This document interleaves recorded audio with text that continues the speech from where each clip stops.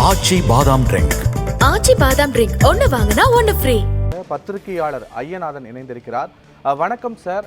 முதலமைச்சர் மு க ஸ்டாலின் இந்த கூட்டத்தில் உரையாற்றிய போது இது எண்ணிக்கை சார்ந்ததல்ல, இது ஒரு அதிகாரத்தின் முதல் முன்னெடுப்பு அப்படின்னு சொல்லியிருக்காரு. உங்களுடைய பார்வையும் கருத்தும் என்ன? அதாவது இது எண்ணிக்கை சார்ந்தது அல்ல அப்படின்ற கருத்தை ஏற்க முடியாது. எண்ணிக்கை குறையும் பொழுது, நமக்கான பிரதிநிதித்துவம் குறையும் பொழுது, நமக்கான உரிமைகளும் குறைக்கப்படும் என்பதை நாம் உணர வேண்டும். இன்றைக்கு இருக்கக்கூடிய 39 தொகுதிகள் அப்படின்றது 32ஆகவோ 31ஆகவோ குறையும் பொழுது, அதே போல இதுல தென் மாநிலங்களான தெலுங்கானா, ஆந்திரம், கேரளா, கர்நாடகா போன்றவற்றின் தொகுதிகளினுடைய எண்ணிக்கை 129 103ஆக 26 தொகுதிகள் குறையும் பொழுது தென் மாநில மக்களினுடைய உரிமைகள் அடிபடும். அதிகமான வரிப்பகிர்வை வரியை அளித்தும் குறைவான வரிப்பகிர்வைத்தான் தென் மாநிலங்கள் பெறுகின்றன.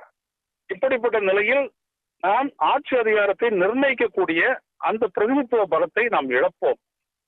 இன்றைக்கு பார்த்தீர்களானால் தெலுங்கானாவில் இருந்து ஆந்திராவில் இருந்து சந்திரபாபு நாயுடு தலைமையிலான தெலுங்கு தேசம் கட்சி இன்றைக்கு ஆட்சி அதிகாரத்தில் பங்கெடுத்திருக்கிறது என்றால், இந்த பெரும்பான்மை பெறுவதற்கு இந்த ஆதரவு வேண்டும் என்று அவர்கள் முடிவெடுக்கிறார்கள் என்றால், இது குறைக்கப்படும் பொழுது, அதே நேரத்தில் உத்தரப்பிரதேசம், பீகார் போன்றவற்றினுடைய எண்ணிக்கை உயர்த்தப்படும் போது இப்படிப்பட்ட இந்த நிலை இருக்காது.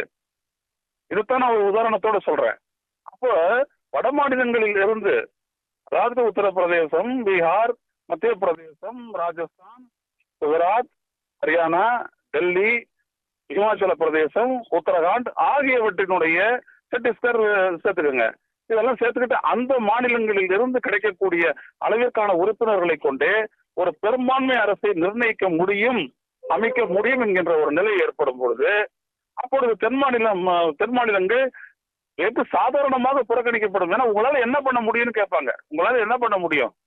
இங்கே வந்த ஒரு மிகப்பெரிய ஒரு வெள்ள பேரழிவை இதை ஒரு பேரிடமே கிடையாது அப்படின்னு சொன்னாங்களே நிர்மலா சீதாராமன், எந்த தைரியத்துல சொன்னாங்க சொல்லுங்க பாப்போம்? அதை விட சாதாரணமாக நடந்த ஒரு பேரிடரை அது பீகாரில் ஏற்பட்டது என்பதற்காக 1000 கோடியை தூக்கி கொடுத்தாங்களே, எந்த அடிப்படையில் கொடுத்தாங்க? எனவேதான் சொல்லுகின்றேன், பிரதிநிதித்துவ எண்ணிக்கை குறையும் பொழுது நமக்கான அதிகாரம் குறையும், பறிக்கப்படும். எனவே இது சும்மா சாதாரணமான அச்சம் அல்ல, இது ஒரு திட்டமிட்ட செயல்பாடு. நான் அதைத்தான் சொல்ல வரேன். மோடி அரசு எனக்கு முன்னாடி பேசினவர் கூட அப்படிலாம் பண்ண மாட்டாரு, அவங்க தமிழ்நாட்டுல ஜெயிக்கணும்ன்றதுதான் இருக்குது அப்படி எல்லாம் சொன்னாங்க. அப்படிலாம் ஒண்ணுமே கிடையாது. அப்ப தமிழ்நாட்டுல ஜெயிச்சா தான் தமிழ்நாட்டுக்கு ஒண்ணு கொடுப்பாங்கன்னா அதுக்கு பேர் ஜனநாயகம் இல்ல. தமிழ்நாடு இந்தியாவுடைய ஒரு அங்கம், கேரளா இந்தியாவுடைய ஒரு அங்கம்னா அது பிரதிநிதித்துவத்தை சரியா கொடுக்கறதுல தான் இருக்கே ஒழிய அவங்க ஜெயிப்பாங்க, அவங்க விட்டு கொடுத்துருவாங்களா, அதனால ஒரு ஸ்டேட்டஸ் மெயின்டைன் பண்ணுவாரு அப்படின்றதெல்லாம் என்னன்னா ஏமாறுறதுக்கான வழி சொல்றதுன்னு அர்த்தம்.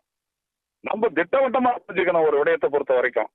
இன்னைக்கு இந்த மாதிரி ஒரு கூட்டம் நடக்கிறதுனாலதான் இந்த மாதிரி தென் மாநிலங்கள் எல்லாம் பஞ்சாப் உட்பட மாநிலங்கள் எல்லாம் சேர்ந்து இன்னைக்கு ஒரு கூட்டம் தமிழ்நாட்டில் கூட்டப்படுகிறது என்றால், இதன் விளைவாகத்தான் இதற்கு மேல் டிசம்பரில் இருந்து எல்லா மாநில மொழிகளிலும் இந்திய ஒன்றிய அரசினுடைய கடிதங்கள், தொடர்புகள், அறிவிக்கைகள் எல்லாம் அந்தந்த மாநில மொழிகளில் அனுப்பப்படும் நேற்று சொல்லியிருக்கிறாரு அமித்ஷா. எங்க இருந்துச்சு? யாரால வந்துச்சு? தமிழ்நாட்டுல நாம கொடுத்த குரலால் இன்றைக்கு இந்திய மாநிலங்கள் அனைத்தும் பயன்பெறுகின்றன. இதுதான் இங்க ரொம்ப முக்கியம். ஆக நம்ம ஒரு போராட்ட குணத்தை வெளிப்படுத்த வேண்டும், அந்த உரிமைக்காக நம்ம நிற்க வேண்டும். அதனால தான் இன்னைக்கு மொழி உரிமைன்றது ஒரு முதற்கட்ட வெற்றியை நம்ம பெற்றிருக்கிறோம். இது என்ன யாரும் உணர பெருசா போடல. இன்னைக்கு இந்தியன் எக்ஸ்பிரஸ் செய்தி எடுத்து படிச்சு பாருங்க, தலைப்புச் செய்தியே இதுதான். இதற்கு மேல MHA misuse will be in the states language என்று போட்டிருக்கிறார்கள். இதுதான் ரொம்ப முக்கியம். இவ்வளவு காலம் இந்த 77 ஆண்டுகள்ல விடுதலை பெற்று இப்படி என்னைக்காச்சும் யோசிச்சாங்களா அவங்க?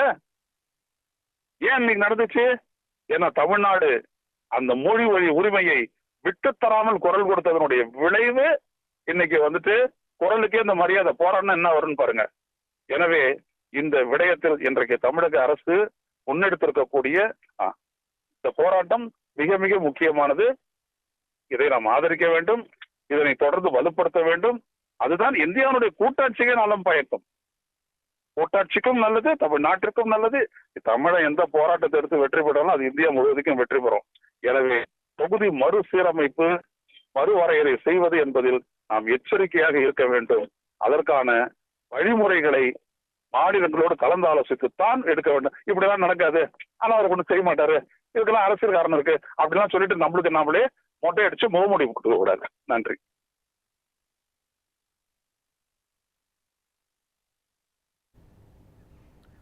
இணைப்பில் வந்து உங்களுடைய கருத்துக்களை பதிவு செய்தமைக்கு நன்றி சார்.